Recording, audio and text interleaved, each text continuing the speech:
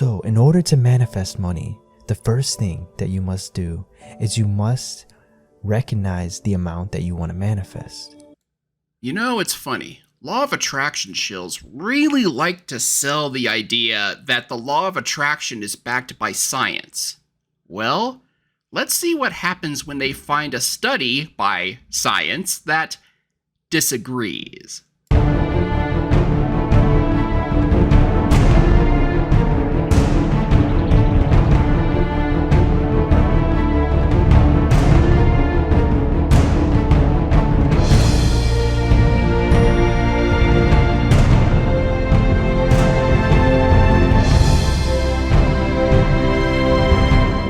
Law of attraction shills like to spin science whenever they can, until science shows otherwise. A new study was released this year in the Personality and Social Psychology Bulletin entitled The Secret to Success: The Psychology of Belief in Manifestation.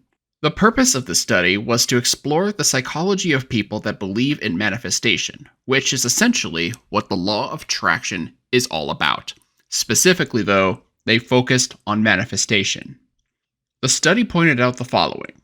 A survey of 9.2 Americans from 1966 to 2009 found recent generations placed higher value on achieving goals such as being rich, famous, and good-looking compared to past generations surveyed at the same age. Which is kind of funny how the more people wanted to be rich and famous, the wider the economic gap became. But hey, we need to emphasize here that correlation does not imply causation. Just that there might be a link between certain things. So what was the gist of this study? Well, the researchers wanted to look into the mindset of people who believe they can, quote-unquote, cosmically attract success in life through positive self-talk, visualization, and symbolic actions. They did so by looking at the concept of manifesting. The study defined manifestation as a person's thoughts and emotions transmit invisible yet powerful messages. These spirits are received by a higher power, such as the universe, God, or a higher self, depending on one's spiritual outlook.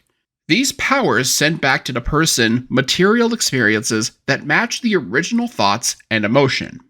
The researchers would further add, in its extreme form, it represents a worldview where all experiences in life occur through this partnership between mind, mystical forces, and matter.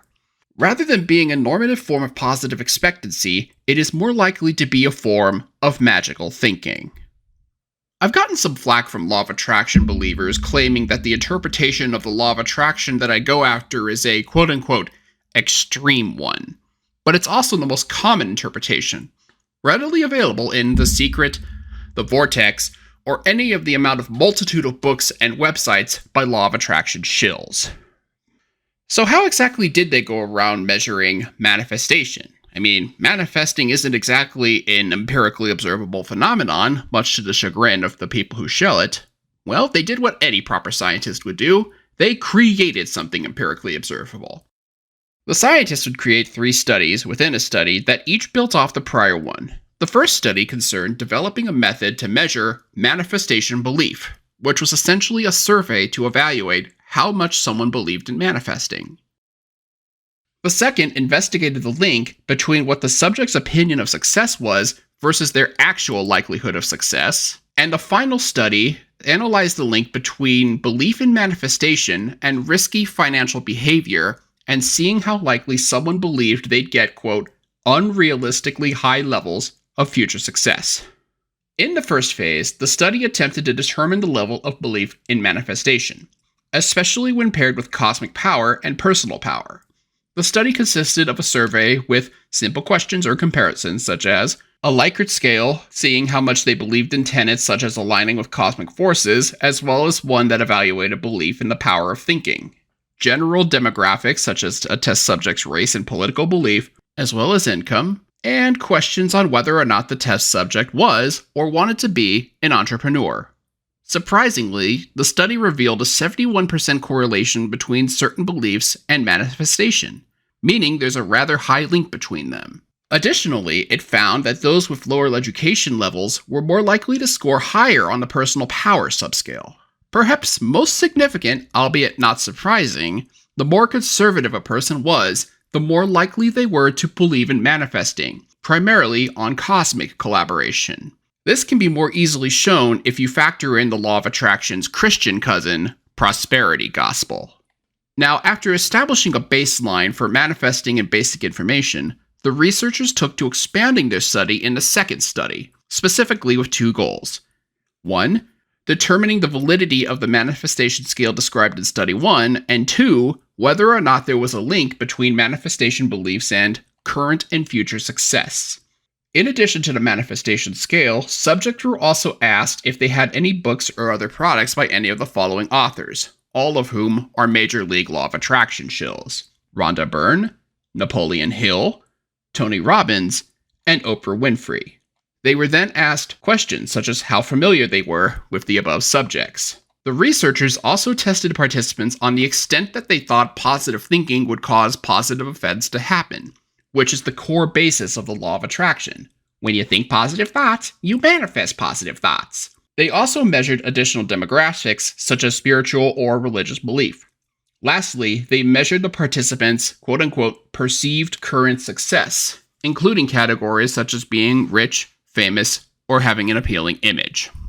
As you'd expect, the study showed a high link in the belief of manifestations and favorable views of people like Byrne, Winfrey, and Hill, even though most of them have some serious skeletons in the closet. As also expected according to the study, individuals who believe in manifestation tend to perceive themselves as more successful, both in the present and in the future. This seems like a good thing, but the study is quick to point out that the success people claimed were not consistent with the demographics obtained in the manifestation scale. And as such, according to the study, the fact that manifestors did not show more objective success in terms of income and education attainment in Study 1, manifestors' perception of future success may be overly optimistic. In short, the more someone believed in manifestation and believed that they were successful, the more likely they were to be deluded.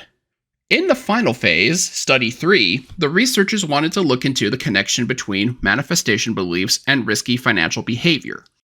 They used the same manifestation scale to analyze participants' willingness to take risks, invest in ventures such as cryptocurrency or stocks, and even their susceptibility to fraud and bankruptcy. For the third study, the researchers created a success scenario that was highly unlikely and tasked participants with answering questions based on how likely they were to succeed. The scenario was as follows. In the future, you achieve great success due to your creativity.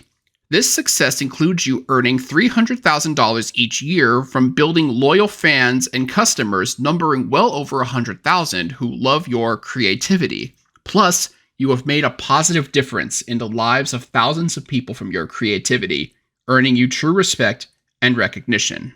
From there, the participants were asked questions as to how likely they believed themselves able to achieve this level of success, as well as how long they thought it would take to make it happen. The results? About what you'd expect, really. The study showed a high link between a belief in manifestations and a belief that one could get rich quick, so to speak. They were also more willing to invest in riskier investments, such as cryptocurrency, and more likely to experience negative financial events, such as the filing of a bankruptcy. Basically, the more someone believed in manifesting, the more likely they were to actually lose everything. But we never do hear about those who failed. Gee, I wonder why that is. The concept of manifesting, as explored in this study, more likely than not simply falls short of the empty promises claimed by those who purport it. But you're probably asking, does it even help at all? According to the researchers, the answer is likely no. They explain, we found evidence of an interesting paradox. While manifestation belief seems to be self-enhancing, it shows little evidence of making an impact on objective levels of success. Manifestors were more likely to have a positive view of themselves and their chances of success.